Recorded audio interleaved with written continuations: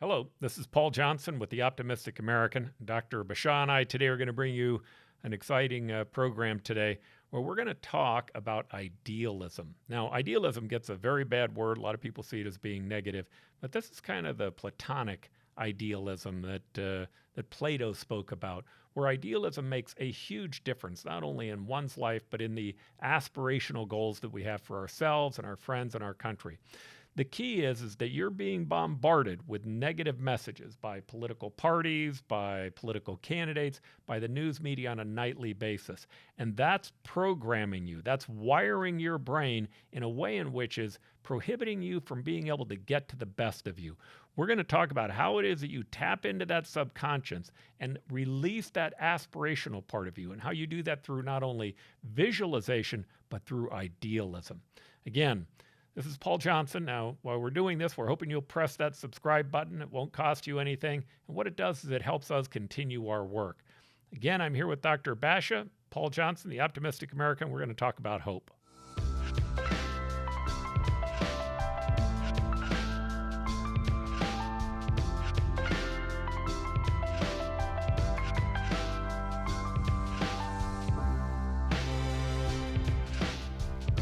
Dr. Emily Bashah, welcome today.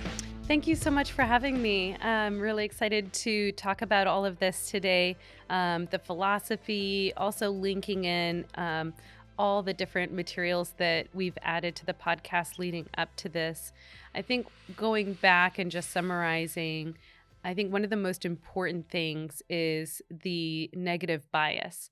You know, what we allow ourselves to be influenced by through the media, through the news, through social media outlets, through people who hate and negative biases.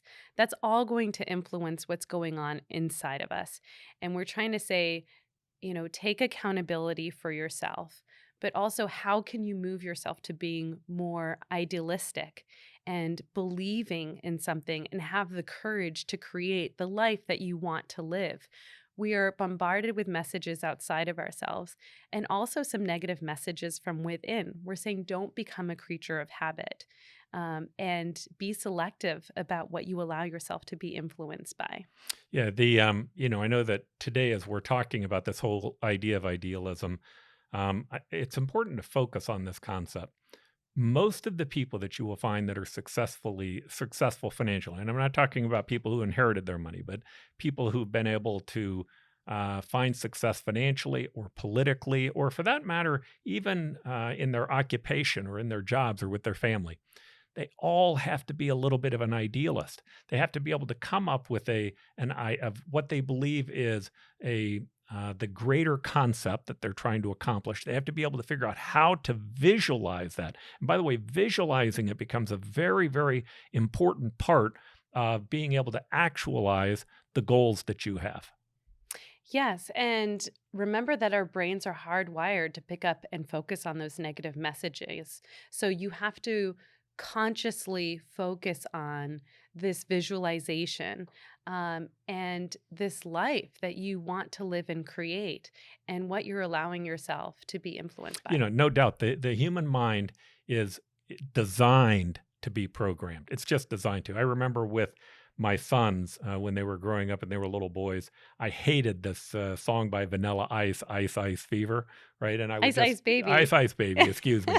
But in any event, my boys would turn this song up. They must have listened to it 10,000 times.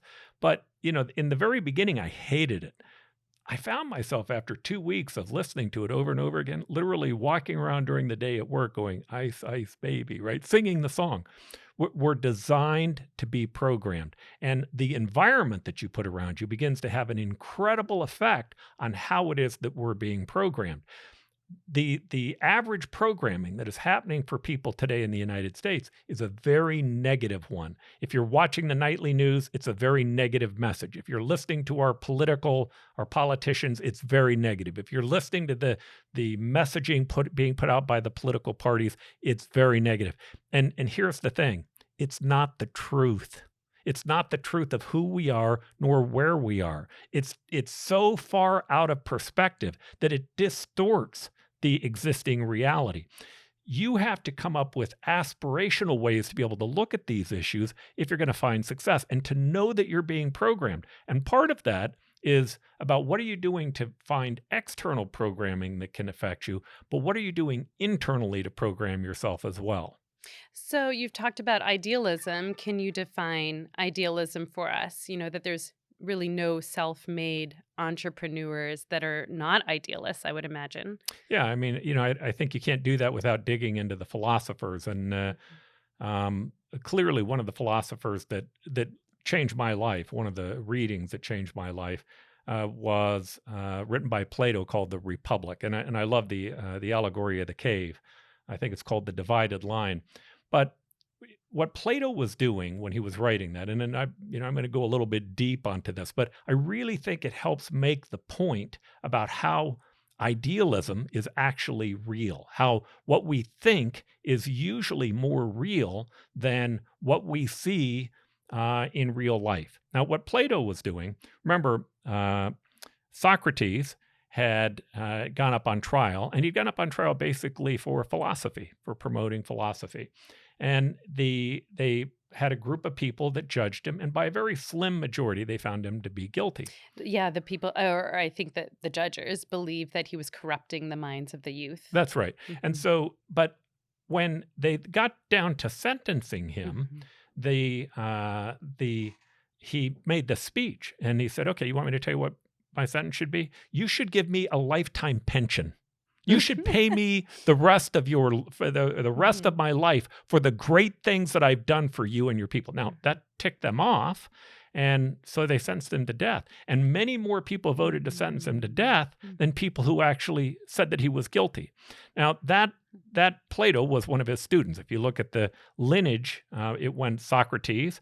One of his students was Plato. Plato actually created one of the first universities. One of his students was Aristotle, and then one of Aristotle's students, a very famous person, was Alexander the Great. So there's this lineage that exists between them. But a lot of people will say in philosophy that all philosophy is a footnote to Plato, meaning the things that he talked about were so great and so earth-changing that you just have to recognize him as being one of the foundations, the pillars of where all modern philosophy is derived from. Well, he created what we call Platonic idealism. And Platonic idealism was based upon, he used the idea of a triangle. He said, if you go up to a board and you draw a picture of a triangle, everybody would look at it and they would recognize it and say, oh, that's a triangle. That's what a triangle is. But his argument is, no, that's just a representation. A triangle has certain properties that it has to meet. And those properties include, equaling 180 Angles degrees and what the angles look like. Dimensions. His point was that there's this aspirational goal in your mind as to what a perfect triangle is. But when you draw the triangle on the board, it's never perfect. It's not a true triangle. It's just a representation of the triangle. The real But we triangle, come to some kind of shared meaning and understanding of what that representation is. but it's in the mind. Mhm. It That exists shared in the mind. representation is in the mind. And what he did is he said that there are real life things that play into these forms. And these forms end up becoming the real representation, or excuse me, the reality of what an object is. So even in human beings, you could say, well, those are all human beings. You say, yeah, but one is a male, one's a female. And then one has black hair and one has blonde hair, and one has curly hair, one has another one is short, another one's tall. But we could still say, yeah, but within the form of them, they fit within that. So there were thousands of forms. Now, finally, the question was asked by his student, by Aristotle, who said, well, wait a minute. If you have all these tens of millions of things on Earth that go into these forms, is there something above that? Is there Mhm. something above that all those forms play into? And he said yes.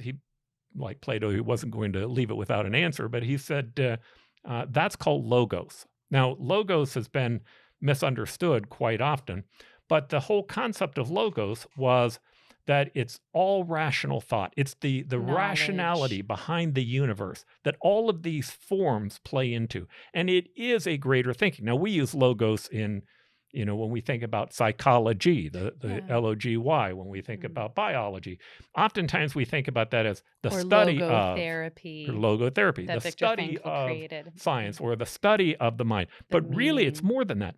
It's the rational, natural laws of the universe It's the root. as they apply to science. That's right. It's the root. It's the base. It's the beginning.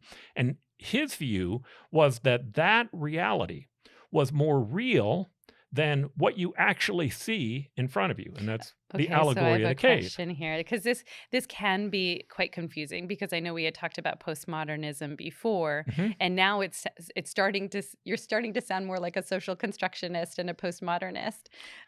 So help maybe tease that apart. Yeah, I would say that the postmodernist, their view is that everything is relative, Hmm. that there can be that it is only your perception that matters, right? And I don't think that's really what Plato was saying. What Plato was saying was that there was an ideal form that existed in each of these items, and more importantly, what was he really trying to do? He really wasn't trying to talk about triangles or physical objects. He was trying to talk about characteristics, but he utilized those objects as a means to make it more concrete. What he was really trying to do was to address that primary issue that happened with Socrates being killed. And the point that he was trying to make was it wasn't justice that more of you decided to kill him than those of you who found him guilty. That was your emotions. You were allowing your emotions to take part as opposed to true justice being implemented. And his belief was that thoughts like courage and justice and truth, all those had higher aspirational values and that they were real. Now, if you say what's in the mind isn't real, only things that are concrete are real, well, then things like courage and justice and truth don't exist. And Right? aspiration. Because that's right, because those are just thoughts. Well, his view was no. That what is in the human mind is more real. The thought that we have is more real than what exists here on earth. Now, our founders loved, they read the Stoics, they read antiquity, they understood Greek culture much better than even we do today. And much of what they did was formed on that concept. So when you listen to even the Declaration of Independence or the preamble to the Constitution, you will see those forms that take place in it. So in the Constitution, as an example, when I was growing up, everybody had to know the preamble, right? I don't know that that's true today, but I know that it was important when I was growing up. And it starts with this: we, the people of the United States, in order to form a more perfect union. I just want you to think about that for a moment. Just think about that concept. In order to form a more perfect union. They already had a union. It fell under the monarchy. It fell under the king. They weren't telling us they were going to create a utopia overnight. They weren't telling us that what they were going to create was going to be nirvana. They said it's going to be more perfect than the one we have. Now, to do that, they had And to... again, that's aspirational, going back to what inspires us. That's right. And so then they went on to say that they were doing that to establish justice, to ensure domestic tranquility, to provide for the common defense, to promote the general welfare, and to secure the blessings of liberty for ourselves and posterity, right? Those are all forms. Yeah, they're intangible. That's right. And they're beliefs in something greater than us, but it gives us something to drive towards. It's that navigational tool. That's right. Now, in the Declaration of Independence, they did the same thing, right? It's the sexton. That's right. The sexton is the same thing. Right there. Right, the sexton, so nobody thinks it's some type of sexual device, is actually a device used Right on by the wall. navigators to be able to look at the stars and to determine the direction that they were going to be able to go. Visualizing that goal became very, very important. It became an important aspect of it. But in the Declaration of Independence, it was, we hold these truths. Now think about that for a moment. Truths. Truth in itself is aspirational. It's idealistic in itself. They didn't say we hold these facts. They said, we hold these truths. So they were saying that there are a set of concepts that we're basing the foundation of our country around. We hold these truths to be self-evident, right? That all men are created equal. Now, again, a greater concept, but we can look back on it and go, whoa, whoa, whoa, you only allowed African Americans to be 2/3 of a person. How was that perfect? Well, Yeah, it and wasn't designed to be perfect. It was designed to be better than what they were leaving, but to have aspirational goals that they knew that would go beyond it. There were many, many people back then who knew that slavery was wrong. They understood that it was wrong. They also knew that they wouldn't be able to take that first step if they weren't able to get an agreement amongst the people who were then second in power in the United States. Not first in power, because first in power was the king and the monarchy. so how do we then evaluate or determine which thoughts are more superior to others or have a greater value? I mean, I think our founders must have struggled with this. Like, at what cost, are these values more superior to these other truths? So And there's one other quote I wanted to mention because I think it does link in, which is Nietzsche. And he said, and those who were seen dancing were thought to be insane by those who could not hear the music. And so it's just, again, to bring a bit of balance to what you're sharing here is, at what point do we merge these thoughts that are not tangible in reality, but yet converge into something aspirational or idealistic, and that we can express and experience joy despite what is happening externally to us? okay, I love that quote, but Mhm. I would have you think about it in this way. The single greatest thing that happened in this country, overwhelmingly. Now, government has done some amazing things, no doubt about it. We've created bridges and freeways, and we've taken men to the moon. We've done some amazing things. But the single greatest thing that government ever did was it empowered the individual over itself. Mhm. Now, we did that through the Bill of Rights, which had in it not only the Second Amendment, which we spent a lot of time arguing about today, but freedom of speech, freedom of religion, the ability to assemble. It also had in it property rights, the ability to guarantee you property rights. Patents were included in it, meaning intellectual property rights were included in the Constitution. Those concepts were all bigger concepts that really related to the power of the individual. Now, that concept of putting the individual first, back to that Declaration of Independence, we hold these truths to be self-evident, that all men are created equal. That's about individualism, and they're endowed upon by their creator, whoever it is that you choose, including the nature of the universe, if that's what you want. But that there's something beyond mankind that determined that you have these rights as an individual. And amongst those are life, liberty, and the pursuit of happiness. They changed the pursuit of happiness from property rights. It used to be life, liberty, and property. But they changed it to the pursuit of happiness because Jefferson recognized that different people find happiness in different areas. Now, he really was talking more about meaning, but in talking about meaning, he knew that meaning for some people was, hey, my farm. But for other people, it's my song. It's my piece of art. It's my ability to talk to people. It's my ability to write something that can be handed out. There are many, many ways for you to find meaning in things that you create. And he thought that, and they thought that should be protected. Why? Because they put the individual on top. The whole concept and foundation of who we are was based upon this individual. Now, if you look at the United States today, we are incredibly prosperous. Incredibly prosperous. There's no nation in the history of the planet that has the prosperity that we have today. I would argue that that is completely based upon our empowering the individual. That was much more powerful. I love Peter Zion. He does a wonderful job. The idea that we have a discussion about geography with he and Dr. Beckley on the impacts of geography, of our natural rivers, the impact that we have from our demographics. I think all those things are important, and they give us indications of what's going right here and what's going to go wrong in other places like China. But the most powerful thing is that by empowering those individuals, we release the genius of individuals. And what we can see is that there's an evolution that's happening. It started with them saying, hey, all we're going to do is break from the past government to create a more perfect union that's focused on individuals. But oh my gosh, we can all look back then and say, there were like a lot of serious flaws. And then we can go forward 80 years and we can see that the Civil War happened.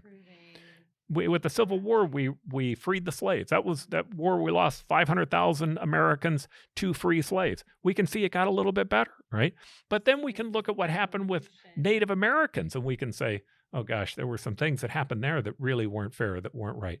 But we made improvements again. Then we did the suffrage movement that said we're going to include women. Then we decided to do the civil rights, voting. Equal rights. Human rights is the big discussion today.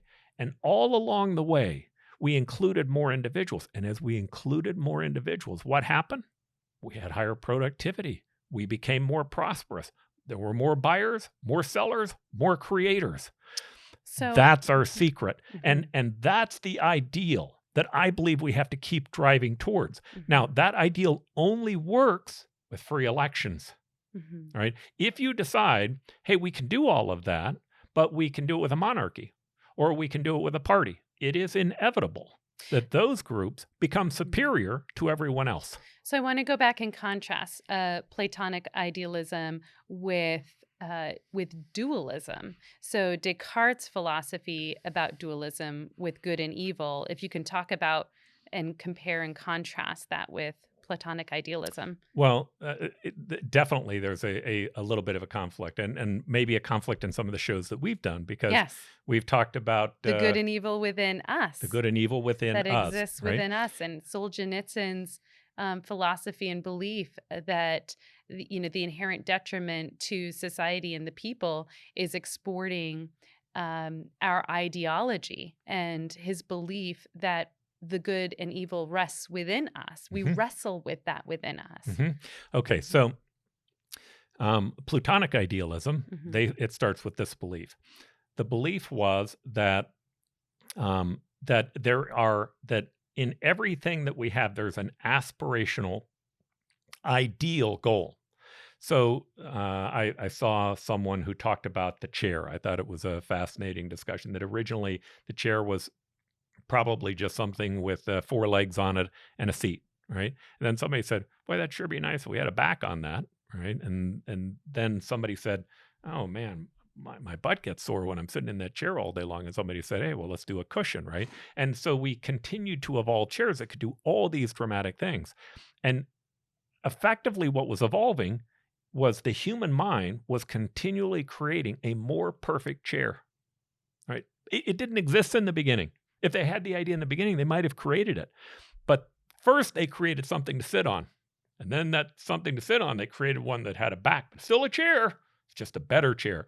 And then they had an ergonomic design that said, hey, we're going to make certain that buttocks fits in there just right? It was, again, a better chair. The same is true with these goals of courage and truth and individualism and how it is that we create this better society. Now, to answer your question specifically, what Plato believed was that there were 2 groups of people: those people who reached the idealistic goal, and then those people who didn't and who were squabbling around based upon earthly goods. And his belief was that focus on earthly goods, material goods, tended to make them less good. It made them less perfect because they didn't have these aspirational goals. They didn't have vision. They weren't idealists. They weren't looking towards what it was that they could create or how it is that they could improve themselves. Now, dualism said, hey, there's really something different going on here. There are these 2 external forces outside of our body, God and the devil. And these 2 external forces are both equal forces trying to get us. By the way, I'm not sure what happened in Judaism, but I know Christianity rejected that, right? Christianity rejected that just because they thought that what Plato was talking about was actually a better theory. But when we talked about Solzhenitsyn did not say, hey, there are these 2 external forces that are trying to get us, good and evil. He did not say that. In fact, he said quite the opposite. He said that inside of each one of us, Solzhenitsyn, of course, for our audience, had spent 20 years in the Gulag. Gulag. Mhm. There were at least millions, maybe tens of millions of people who were killed in the Gulag. It was a huge, horrific event in the course of human history. Mhm. And oftentimes it's forgotten. Oftentimes it's left aside. But he wrote this book uh, that described very well what happened inside the Gulag. Mhm. But the point that he made after spending all this horrible And time how there, people were programmed, right? that's right. Going back to our topic. That's Yeah. right. And I think it was called the Gulag Archipelago. But in any event, Yes. he said that what happened to him when he got there was that instead of blaming Lenin or Stalin or others, Mhm. he knew that he had to first take accountability of himself.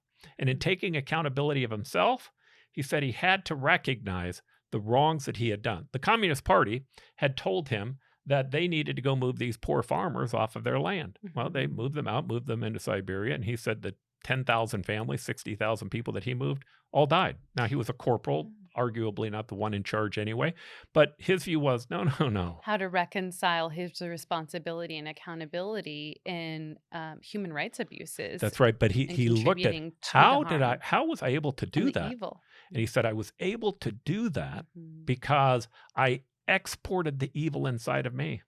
I said, no, Mhm. no, no, I'm not evil. We're communist. And because we're Mhm. communist and those people are property owners, I need to make certain that I go out and implement this philosophy because they're bad. Well, we call that justification Okay, in well, psychology. dualism Mhm. would say it's an external force of good versus evil that's both attacking us. Solzhenitsyn would say, and I would say, no, no, no. Once you export it, once you say they're evil and I'm good, you've begun to give up your responsibility in this process, which is part of what we've been talking about in all these series. You have to take accountability for yourself. What are you saying? It's so easy to blame the what Trump is doing or what the Mhm. Democrats are doing or what the Republicans are doing or what the media is doing, but you have to take a look at yourself. Well, I What's the think that role leads that you're us playing? to now to look at reprogramming ourselves. I think now that we have the philosophical theoretical background of where we're driving all of this from, let's give maybe some practical tips and tools and strategies for people how they can reprogram themselves. Mhm. So, what would you start with? Well, I think that if you were going to start with the idea of yourself, Hmm. I would start by thinking about the things that program you.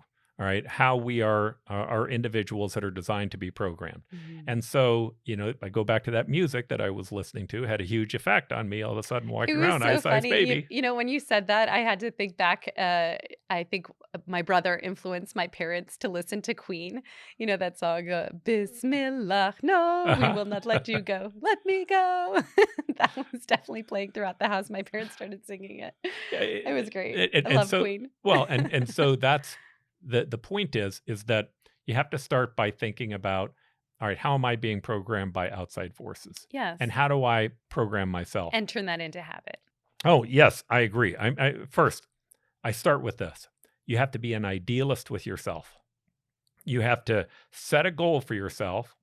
You have to envision who you are, and you have to go. It has to go farther than what you might normally go. You've got to create an aspirational goal of who you are. Now, in that process, it can become challenging because there are so many things going on in our life that challenge that. But you have to start, in the airplane, they always tell you take that oxygen mask and put it on yourself first because you cannot help anyone if you run out of oxygen. So to me, that's the beginning point. It's finding the time and the ability to be able to think, to meditate, to consider who am I? Am I who I want to be? Am I doing the things that I want to do? And where is it that I need to go to be able to do that? Yeah, and one has to really take risks and challenge themselves in order to get there. And And I think finding themselves along the way, finding the belief in themselves of their capabilities. So in psychology, we talk a lot about self esteem, and people will come to me and say, I have really low self esteem. I need to improve my self esteem. And I think, well, it's not like a magic pill that you just take and all of a sudden you feel more confident about yourself. And it's kind of this fallacy to believe that that even exists. But you have to do. It's in the doing, and it's in the information that you get about yourself from other people, um, from your reality, from your environment, and through your achievements, through your successes, through what you learn through your failures.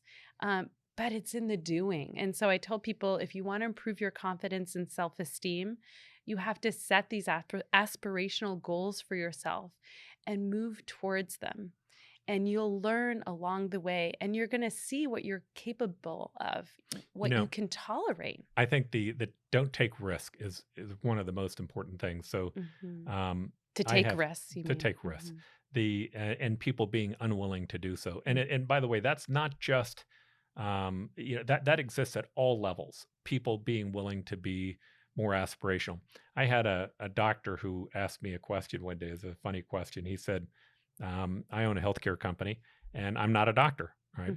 I own it with a group of doctors, but nonetheless, we've created a great company. I love it. It's a national platform, and it's really bent on trying to change healthcare. Well, this person was a surgeon, and he said, "Hey," he says, "I have a question for you." He said, "I'm really struggling with this, and I'm struggling with my role and my role that I have in the company." I says, "All right, well, help me out. Help me understand what you're thinking about." And he wasn't really talking to me about it as boss and employer. It was two friends talking. He said, "Okay." He said, "Look, I don't mean anything bad by this." He said, "I'm a surgeon. I'm best in class. And I work for you, right?" I am superior to you. Struggling okay, that person concept, has right? an inferiority complex. Well, here's what I asked him. I said, "Oh, that's simple to understand." I said, "You demand perfection." And he said, and he's competitive. "What do you mean?" Yeah. And I said, "Well, let me ask you a question." I said, "I'll bet you graduated the top of your class in high school." He goes, "Oh, I was valedictorian." I said, "Oh, that's awesome." I said, "I'll bet you in college you graduated the top of your class." He says, I was summa cum laude." I said, "Now, you became a surgeon, so my bet is you even did well in medical school." He goes, "I was top of my class." He goes, "You can't become a surgeon if you're just in the middle part of the class." I said, "I'll bet you rarely failed." And he says, "I take pride in the fact that I'm successful at everything I do." I said, "Well, there you go. I fail every single day." Yeah. Every day I make a mistake. I make a mistake with employees. I make a mistake with things that I say. I make a mistake with financial risk. Being able to be an entrepreneur partly means being willing to live with making mistakes and taking risks. And you grow through that struggle. But there are struggle muscles that you develop through that process. But only because what I saw in healthcare when I started was like if you go to a doctor's office, take a look at where most of the doctors park. And you'll find in many, if not most practices, the doctors have the shaded parking and it's closest to the front door, right? Why? Well, because doctors are prestigious. Look at any other business and look at who's closest to the front door with the shaded parking. The prestige is a fallacy. And I think the important thing to separate here is, looking at your life and the standards that you have and the conditions that you lived and the struggle muscles that you've developed through your failures, and what you've learned about yourself through your successes. It's not based on those external achievements.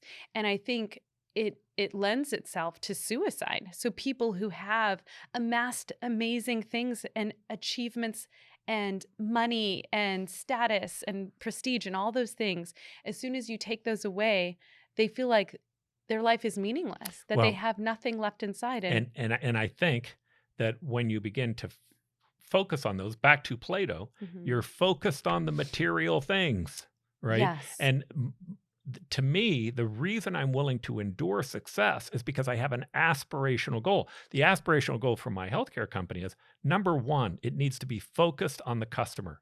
I fail at that, but we have an aspirational goal to make certain Mm. that they're the priority, not the doctor, not the entrepreneur, not the financial resources, but the people that are coming through that front door.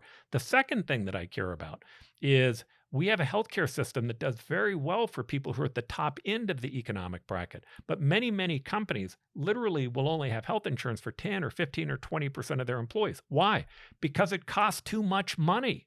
It's Mhm. too expensive. So the question becomes, how can you create a company that has lower cost, but still has better outcomes and a better experience? That's our aspirational goal. I'm not telling you that we're always successful at it. We're a company, all right? But what I am telling you is that I'm willing to take those risks, to set that aspirational goal, to recognize that I have failure, to try to learn from that failure, and to get better constantly to improve the product. Now, my friend who was a surgeon, Mhm. he's so focused on every surgery has to be perfect that everything in his life then has to begin to become perfect. And And it probably always comes back to himself, his self-worth, and his value. And the danger, we were talking about exporting um, idealism, or exporting your beliefs. The danger is, what are you left with? Because you're always going to be seeking and searching. Mhm, If you have that confidence and belief in yourself, which you gain from experience, which you gain from testing your limits, which you gain from finding your true capabilities and capacities, knowing that you can surpass what you thought you couldn't ever achieve, that's resilience. mhm. That's what builds you. That's where you derive your self-worth and value from. Now, I was fortunate. We grew up, much of our family grew up in trailer parks, but we grew up in very poor neighborhoods. And I learned through that process that we could always go back and play music and enjoy ourselves. It wasn't the end of life that I didn't Never have all the base your material goods. value on how much income you make. Never base your value on how big your house is or the fancy car that you drive. I mean, we both know this show's not being done for money. That's not why we're doing it, right? This takes a lot of our time. It takes a lot of our effort. We don't get paid to do this, That's right. but we have an aspirational goal. We want to And try it's our to, passion. Actually, I would love for you to describe what the sexton means for you for this show. well, the whole reason that the I sexton think it's really relevant. became the symbol of the show is that that there were people who decided to cross the Atlantic, and they crossed the Atlantic to try to Mhm. find a better life. They didn't like the life that they were living in England. They didn't like the life that they were living where they felt like they were Mhm. under someone else's thumb. They forged their way across the oceans and they forged their way across the United States. But when they came across that ocean, they there was no passage that told them how to get there. The way that they got there was by setting their sights by the stars. And what the sexton did is it gave them the ability to take a look at those stars and to determine their way to be able to get to this new land, this newfound land. It's incredible that that one little device that you're looking up on that wall was the tool that they used to be able to get here, and that without it they may have very well failed. Right? That happens over and over again. That device has had an incredible effect. But what are they really doing? They're setting their sights by the stars and not by the lights of every passing ship. And Right? Because there driven were no passing ships. exactly. Yeah, there was no one that was set before them to follow that path. The beauty in that, I love that. Thank you for sharing that. The beauty in that, in which I think translates very practically to people, and even in the clinical work that I do, is people are paralyzed by taking risks because what happens next is unpredictable.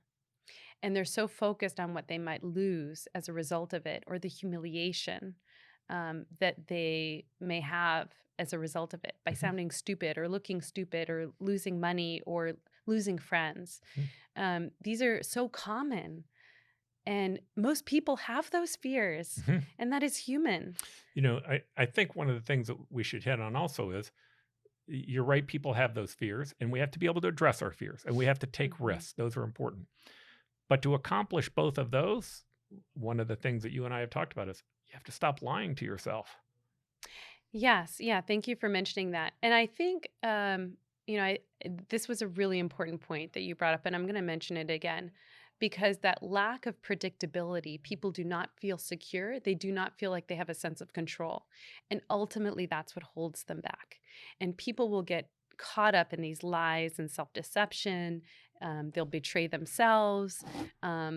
And they won't have these aspirational goals that are true for themselves. They might be somebody else's aspirational goals for themselves, like their mother or their spouse or their other person who loves them, but they're not theirs. They're not going to have the motivation to graduate high school, to attain a full-time job, to move out of the house, to be a better parent, to be a better spouse, if it's not truly inherent in themselves. And boy, I think that's something you have to start with asking yourself, what do I really want? Yeah. Because And have the courage to ask yourself and I and define know the courage. truth. I define courage as changing the world. Mhm. But I have some family members who are much better human beings than me who say, hey, my aspirational goal is courage. And Mhm. their focus is, I want the courage to be able to make certain that I'm the best dad that I can be. And Mhm. every time I hear that, I get choked up, right? Yeah. That's aspirational. It's Yes. just as aspirational. How you define it It's how you define it. is And it's on an up to you. individual It's basis. subjective in Mhm. how you define it. But Mhm. you should at least start with, I want to create a better me. I want to be idealistic Mhm. when it comes to me. And I want to think through what are the things that I want. Now, the lying to yourself, a friend of mine worked on people with weight. I found this to be fascinating. He said, I promise you, if you will come in and work out for 5 minutes a day, just 5 minutes a day, he Mhm. said, I will help you lose 100 pounds. Mhm. All right. People, of course, didn't believe it. He goes, I need you to do it for 30 days. So what he would do is he'd put him on a treadmill. He'd have him go in, get dressed out, get ready to work out. He'd put him on a treadmill. And he says, I just need you to walk on this treadmill for 5 minutes a day. So they'd walk for 5 minutes. And when they'd get done walking, he'd say, okay, we're done. Let's stop. Then they'd go over and they'd have an iced tea or have a cup of coffee. And he'd talk to him for a while. They'd go home. Well, at the end of a month, he started saying, it's 4 minutes. I'm kind of in a rush. Let's go ahead and go. What he found is after he got them to being in a habit of having 30 days, they'd go, no. I said 5 minutes. I'm going to do my 5 minutes. Right? Why? Because they'd built up a practice of telling themselves the truth for 2 or 3 weeks over and over and over again. Yeah. Repetition in the pattern matters. It definitely helps. And that will also adjust your behaviors and your lifestyle choices, and it will be easier to maintain. I have a different example about stop lying to yourself. So I know someone who has a really challenging past and survived quite a lot of hardships and is so focused on her son and daughter's failures and lack of successes and poor achievements to her standards, that it's causing her to be blindsided and not see her own disappointments in herself. And if I were to hold that mirror up, oh my gosh, she would find a gazillion reasons why it's not as imperative as focusing on the disappointments of others. And so she's continuing to lie to herself, but through projecting her own disappointments of herself onto her children, that is creating so much harm because now she's perpetuating the same inner story into her children that she has of herself. So how's she lying to herself? You are not good enough. You are not good enough. That her children aren't good enough or that she's not good enough? That's her belief of herself, which is being projected onto her children. Okay. And that is the story and the narrative that she's not willing to accept is going on inside of her until she can be honest with herself and see that she has this inner struggle and inner story that's preventing her from actualizing her best self and her best potential. She's going to be stuck because she's constantly deceiving herself. And that is self-betrayal. And she's harming her children through the process. Do you find that people also self-sabotage themselves sometimes? Yes. Yeah. How does that happen? Another story, I know someone who is really living his mother's dream and not his dream for himself. And he feels that he's so far into debt and going through medical school that there's no way that he can quit school. He now has $500,000 debt.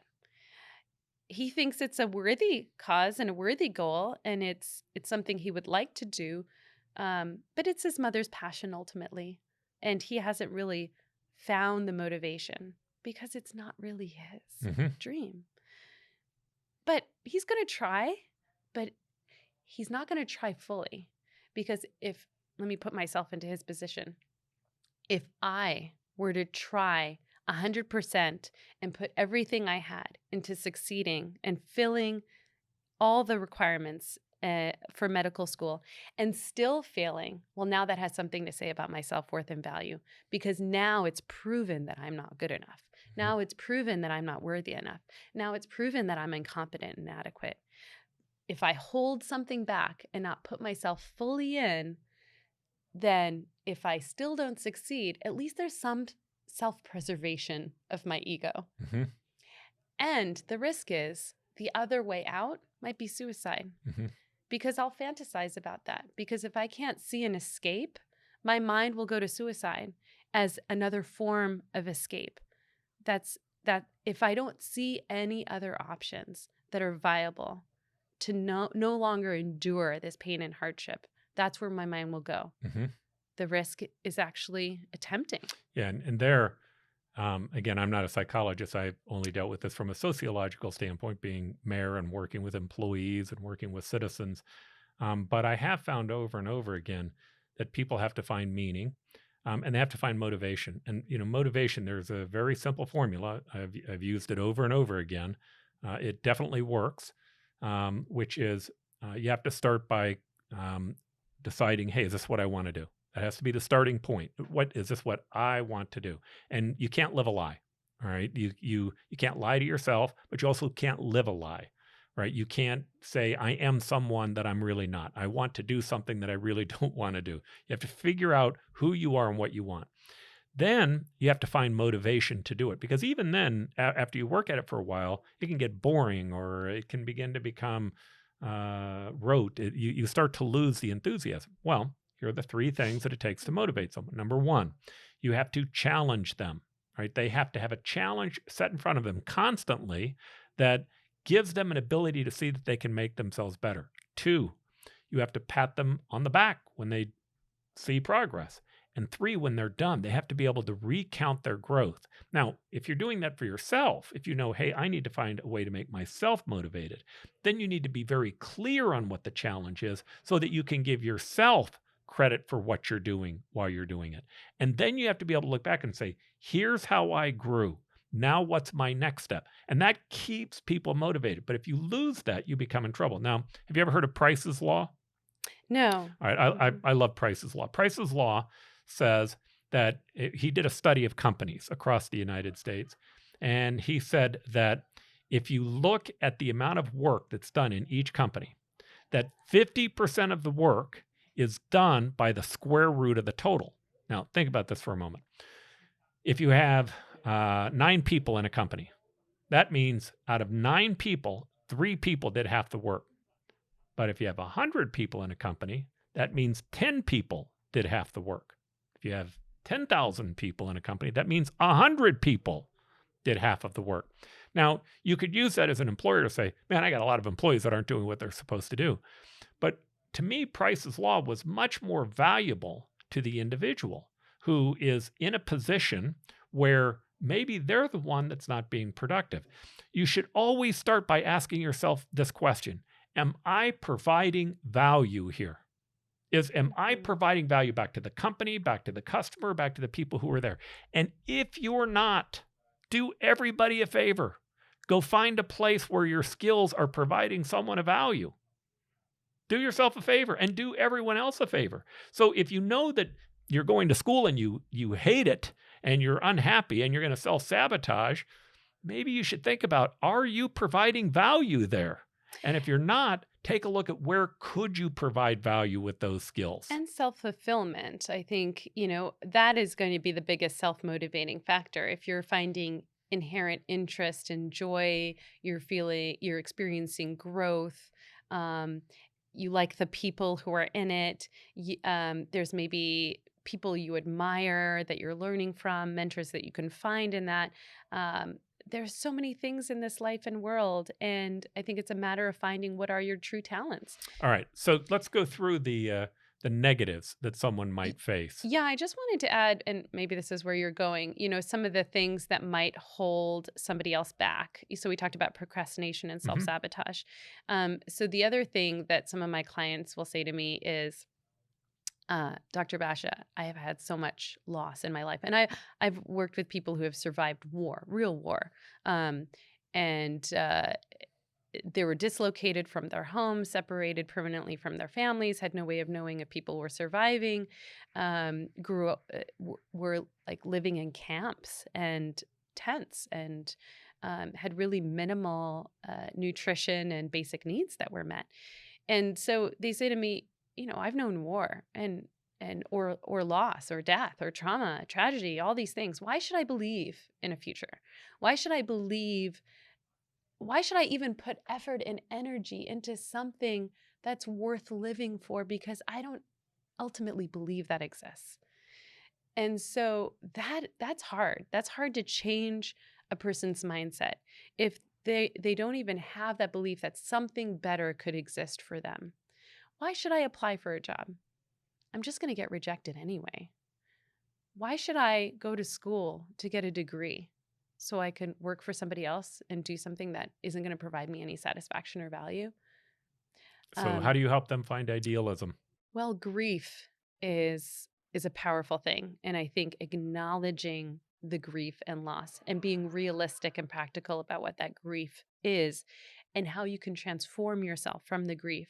There has to be a healing that happens. Elizabeth Kubler-Ross is an amazing researcher, and she's written a lot on the topic of grief and loss. Um, and one of the things that she says is, the reality is you will never stop grieving. The goal is to not get over the grief. I believe she That did the stages of grief. Yes, but one of the things, this is a powerful quote. She said, "You will never get over the grief. Imagine your life worthy of living, where you can feel fulfillment and happiness, but you're allowing yourself to be transformed by the grief." And there's honor in that process. That is growing the struggle muscles that you were talking about that differentiated you from that medical doctor. Hmm. And that's where you have that inherent sense of self-worth. There may be some days that you may be reminded of a lost loved one, and you might laugh and think, oh, if they were here to enjoy this, they would have said this and this. And there might be some days that you might cry because you'd say, oh, this is the best moment of my life. I just birthed a child. I just got married. I just graduated. I just got my degree. And my mother wasn't here to see it. You know, and so it's inextricable. It is juxtaposed with loss. Life is juxtaposed with loss. So never think that we can just separate it and be this Pollyannish, joyful person.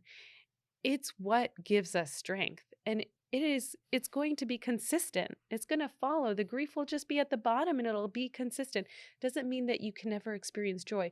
Believe you will experience joy again. Believe that you will be okay when your parents die. Believe that you will be okay if you survive your spouse.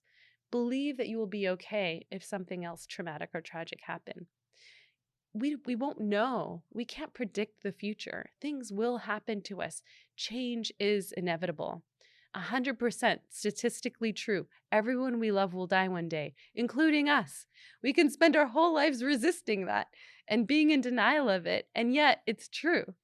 So Elizabeth Kubler-Ross developed the stages of grief, and she said, and now we know with research and also applications of this, that it's not a linear process. It's circular. People can bounce back and forth. People can spend their whole life in one stage. But their depression, anger, bargaining, denial, and acceptance. And ultimately, we want to get to acceptance. And again, that's what I was describing before. It's that you can still live a life worth living for despite all of these losses. Allow yourself to integrate it. Give yourself permission to experience joy again. Create meaning, create hope. Believe that is possible for you. Have those aspirational goals that we talked about. I have a family member that is probably still in the bargaining phase over my grandfather's disappearance.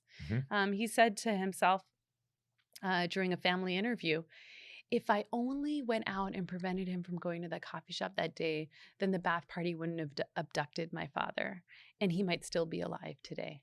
He still holds on to that belief. It's been 50 years, more, maybe more, that had he done that, that's bargaining. Hmm. And so if you're in that if only, so one of the main theories that is driving all of this here is you can never be better than your belief about yourself. Those beliefs come from our childhood. They may come from our experiences, our self-doubts, our fears. All of those things become programmed that we were talking about before, but we can never surpass those. People around us can believe all these things about us and encourage us and inspire us and want us to be this better person. But inherently, if we're self-destructive and we're living in denial, or if we're lying to ourselves, or if we're not seeing what's blinding us, we're impervious to those blind spots, we're never going to grow to our full potential. And we may not even believe that we're lovable. And so we're constantly going to be pushing people away and then complaining that we don't have a loving relationship. So Yeah, idealism as it applies to itself is equally as important. That to me is what I get out of that quote. The idea that we cannot be any better than the image that we have of ourselves. mhm, Reality starts with the image of who we are. It's the image of what we would think would be the more mhm. perfect self. Now, let's talk, if we can, a little bit before we're done about the whole concept of working with other people. Yes. All right, that there are other people that you have a responsibility to, people that you have to try to set goals for, aspirational goals, idealistic goals for, to make them better. One of the things that I do with my clients, and I will tell them this, is I accept you for who you are today, despite your limitations, despite your fears, despite you lying to yourself, despite your baggage that you bring in. But I will always be expecting more from you, Hmm. and I'll always be requesting more from you, and I'll always be demanding a little bit more from you. Doesn't mean that I'm not accepting of you, and I'm not doing it in a judgmental way. I'm not rejecting you. I'm accepting you, but I'm always going to be expecting more. What do you do when a client doesn't work hard enough? I have to reformulate what is going on. Sometimes I might get trapped and play the role of someone that they love, and I might be enabling them. And that's one of the hardest things, is looking at, am I fostering a dependency here? Hmm. Um, and I'll have a real heart to heart with them and say, okay, I'm stuck. I don't feel like we're moving forward. This is how I'm seeing what's going on. What are your perceptions? Um, where am I falling short in what you need from me? Hmm. Yeah, I find as an Mhm. employer, this is an important issue. But I like Viktor Frankl's Mhm. comment on this. He does. You can Google it and look it up. He gave a great speech on this whole concept. But the basics of it are this. He said, as a psychologist, but I would apply this to being an employer, a father, to being a friend. That you have to set an aspirational goal, and you have to be an idealist as it comes to the people that surround you. And you have Mhm. to help them set aspirational goals that are farther than what maybe they can even accomplish. Because again, what Mhm. Viktor Frankl pointed out is that human beings cannot help themselves. There are so many things that happen in their life that if they set a goal as to what it is that they see as being perfect that they'd like to get to, that they face headwinds, that things happen in their life, shortages of money, people passing away, hardships that take place. And so, no matter what, they never quite get to the goal, right? Mhm. But he said that's okay. However, if you set the goal at mediocrity, or if you set the goal at where they are, they won't go beyond that. They'll just Mhm. stay right there. You have to help them envision a goal that goes beyond that. And again, all of this always comes Mhm. back to visualization. What would that look like? What would that be? How would you become that person? And what would life be like if that actually took place? If those goals took place. I tried to develop a long time ago things that were goals for me in my life to accomplish what I wanted. I'm not talking about just my mantra. I'm talking about, I believe that in what we're doing today, one of my goals is be fearless. Yes. Right? Why? Well, because what are we talking about here? We're talking about trying to improve other people in the process. Again, with no pay. Not that I'm complaining. I didn't do this for pay. There may be But other self-serving factors, but yeah. absolutely, there are always self-serving factors. I feel better. I feel better. Challenged. Right? I definitely feel like I'm growing, and it causes us to read and challenge and talk through some of these deeper philosophical issues and find our own truths and say in the end, well, maybe this is my belief right now, but it could evolve. But what I do, as an example with employees, is I constantly, no matter what the problem is, I try to bring them back to the aspirational goal for the company. What are we trying to do? We're trying to make certain that more people can afford healthcare. We're trying to make certain that more people have access to healthcare, and that the people at the bottom two quartiles end up being included in the system. And we want to do that while improving the outcome, improving the experience, and dropping costs. And I believe in it creating a healthier community and contributing towards the health of our community. Now, then what I get them to is, what's the role that you want to play in that? How would you see your role, the things that you do, as being important to that? Why is it important to that? And set the expectations for yourself and others. Well, I set the expectation for the company, but I find with employees, I can't be the savior. No. I have to be the coach, right? My partner is very good at being a coach. But I find that when I'm working with other people, I have to help coach them to getting to where I want to get them to. Because when I try to be the savior, lo and behold, I become the victim, right? Because over time, get trapped in that role. Well, not only do I give them the perfect way that they could do it, I then also come up with the perfect way to get that done. And then I tell them what are the exact steps that they need to do that. And then I go monitor each one of those steps to make sure that they're being done. And then maybe they succeed that time, but then the problem happens again. Once I get them to self-visualize it on their own and to think about their own action steps and whether or not they actually buy into the greater mission, I improve the chances that that portion of my company that isn't included in the square root portion, as in Price's law, that are producing half the work, I start to find that they become more productive because Paul, they're empowered. I would challenge you to think of it this way: that you're inspiring them. Yeah, rather than, because you said I would get them to do this, and it almost sounds like you're manipulating and controlling. No. Maybe that is. I think what I was trying. Well, you're inspiring. What I was trying to say is, I don't want to micromanage them. No. I want them to be able to believe in it. In the cause. And the greater way to get that done is to not be the savior. Personally. It's to be a coach, yes. to coach them towards what it is that they want. All right. So let's just turn back to kind of reviewing and trying to cover the big lessons that we have here. To me, the first lesson is the importance of being an idealist. And that as Plato said, the whole idea of ideals is to set a higher standard, and that what we actually imagine ends up becoming more true than reality. Now, the greater traits to be an idealist on are the traits of truth, courage, honesty, but we need to be an idealist for ourselves, for the people that surround us, and we need to be an idealist for our country as well. To me, that ends up being one of the highest priorities. Yes. And then I would say number 2 is take risks. You're never going to know your true potential. It is unlimited. But let's at least see how close we could get to it, right? And the more that you drive yourself to that, you're going to really be able to see your true capabilities and capacities. That's going to improve your competence. That's going to improve your mastery of skills. That's going to improve your self-confidence. And your belief that you're going to be able to get through whatever challenges or struggles may be presented to yourself. The belief that you're going to overcome things and you're not going to be paralyzed by loss of control, loss of power, or if things are unpredictable by nature. You're going to be excited and challenged by it and striving towards it. So that is optimal. That's where we want to go. All right. Programming ourselves.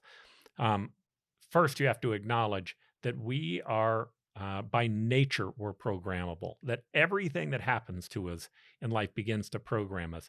And you are confronting, everyone is confronting huge headwinds. The negative information that is flowing at you is having an effect on programming your thinking. The nightly news, the negative media, the political parties, candidates.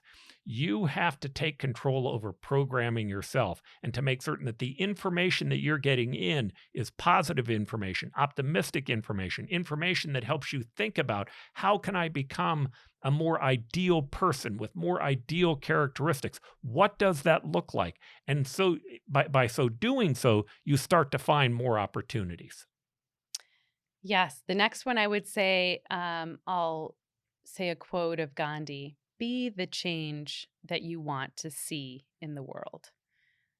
If you're striving towards changing the world and to being a better person that lives and exists in this space that is ideal for you, you have to take those incremental steps, have that long term vision, but be that change. And you're going to do that through taking risks and belief and having faith and having hope and all those other things. It's going to be hard and you'll grow those struggle muscles through the process, but you have to be the change that you want to see in the world. The next one for me is you have to stop lying to yourself. It is so important that when we set these aspirational goals, that we recognize that that's the place that we'd like to end up, and that we know that it will evolve. That as we start to move towards those aspirational goals, just like our country has, just like our companies do, that those goals will shift for us. But it's so easy in the process to lie to yourself. And the lies oftentimes can be little lies. I'm not going to eat those French fries. Then you do. I'm going to work out today. Then you don't. I'm going to work out 3 times this week. And then you don't. I'm going to go learn something today. Then you don't. I'm going to read optimistic news. Then you don't, right? You have to start with setting goals that build habits. And the way to keep yourself from lying is to focus on creating those habits that help you become more programmable. Wonderful. And the last that I would say is, having faith and belief in the ability to see things that don't yet exist. I love that. Yep, Mhm. that's a great one. All right, Emily. We very much appreciate you being here, Thank you, Dr. Paul. Basha. And this will finish up our 7th series. I know that next season we're looking at doing just a whole focus on many of these same types of issues just because of the response that we've gotten from our audience. So thanks again. Thank you, Paul. Thanks for joining the Optimistic American Show. Now help us grow by subscribing to our channel. If you enjoyed the episode, please leave a like and a comment. There is so much more that we have planned, and we can't wait for you to embark upon this journey with us.